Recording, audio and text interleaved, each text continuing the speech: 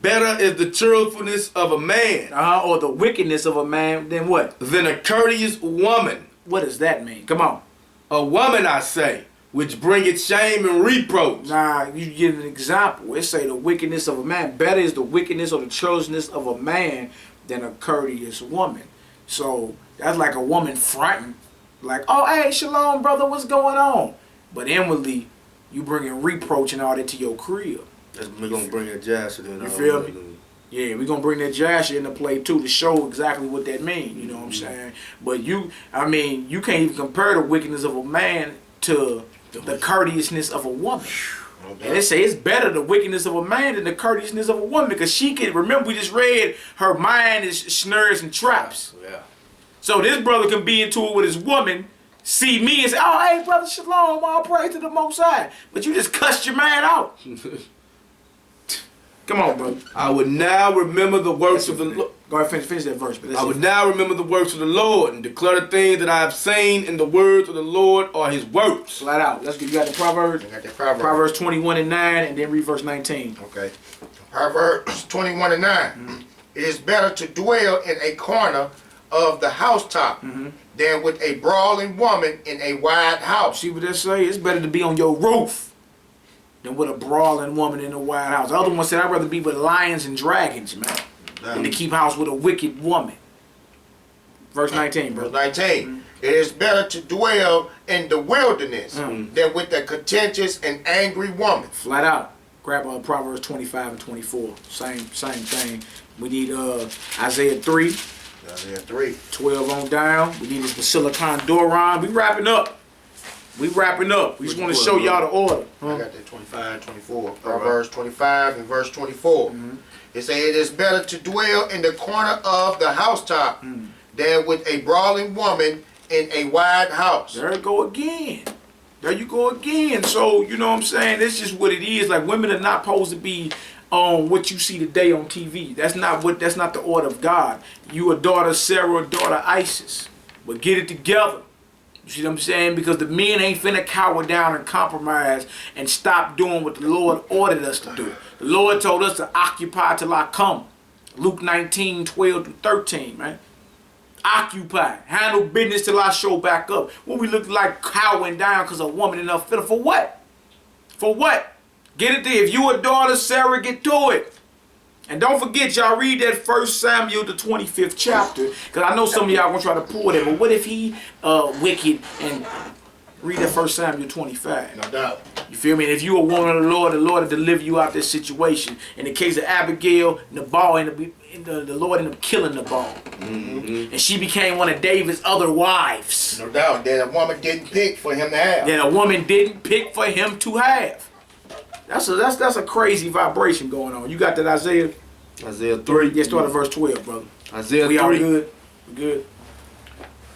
Yeah. Isaiah 3 and 12. As for my people, children of the oppressors, and women rule over them. The Lord say for his people, children are our oppressors. That's the whole child support and everything, man. A lot of brothers, man, that whole child support racket is a scam, bro.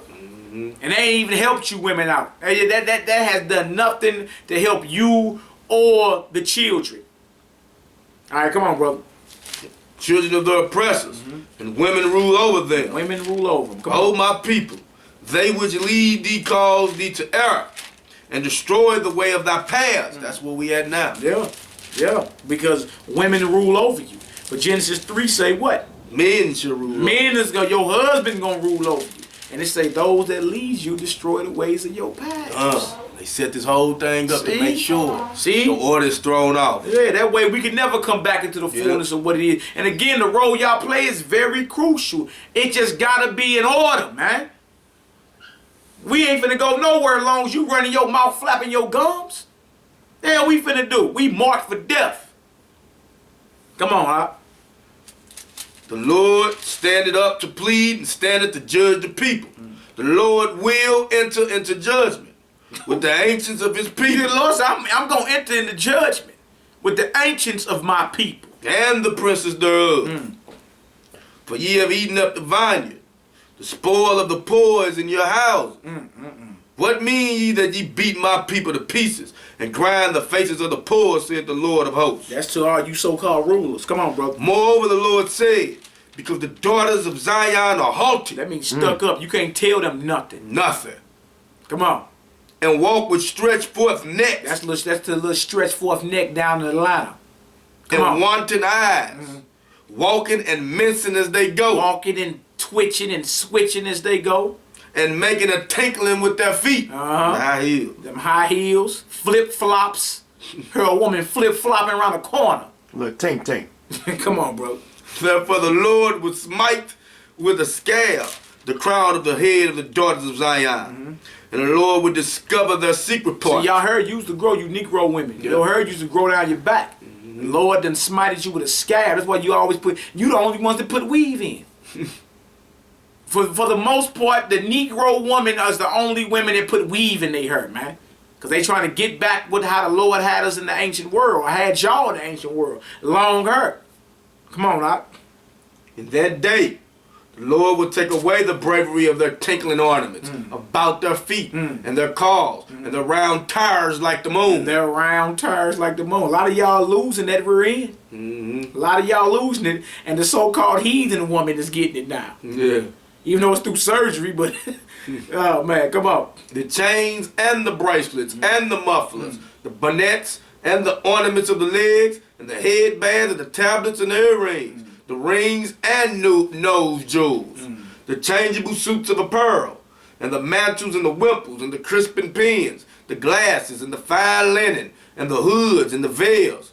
It shall come to pass that instead of sweet smell, that shall be stink. And you notice why a majority of these, it's men that's not even in the scripture, man. I ain't even dealing with you Negro women no more. Majority of the men that make it and get them some money, they go get them heathen women.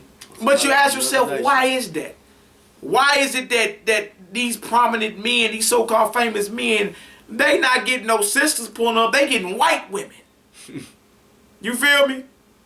And like, I don't condone it. You know what I'm saying? But if you get into the psychology behind it, you understand. Man, I ain't finna put up with all that mouth. You running your mouth, woman, be quiet. But you see why. You see why. All right, come on, bro. And it shall come to pass that instead of sweet smell, there should be stink. You stink. That's why they choosing other women now.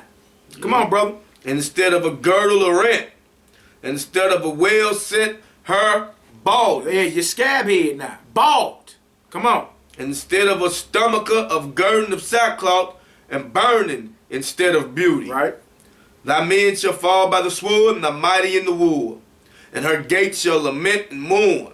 And she, being desolate, shall sit upon the ground. That mean you done went from being queens all the way down to being ratchet, hood rats, man. From the highest point of the earth down to the lowest point. Reading in chapter 4, brother. And in that day, 7 women shall take hold of one man, saying, we will eat our own bread and wear our own apparel.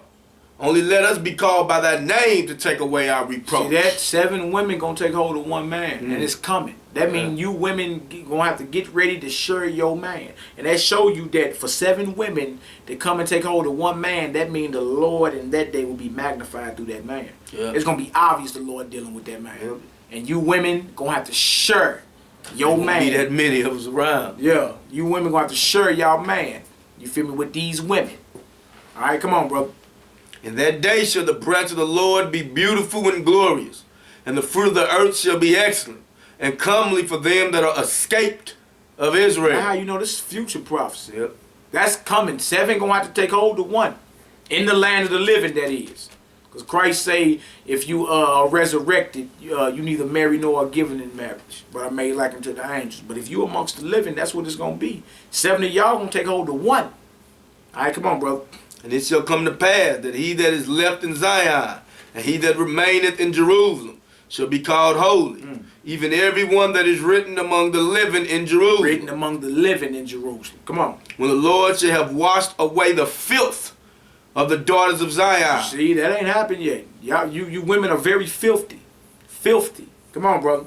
And shall have purged the blood of Jerusalem from the midst thereof by the spirit of judgment. Oof, and the spirit of burning. See how the Lord come to get down? The spirit of judgment and burning. Come on, brother. And the Lord will create upon every dwelling place of Mount Zion, and upon her assemblies, a cloud, and a smoke by day, and the shining of a flame fire by night.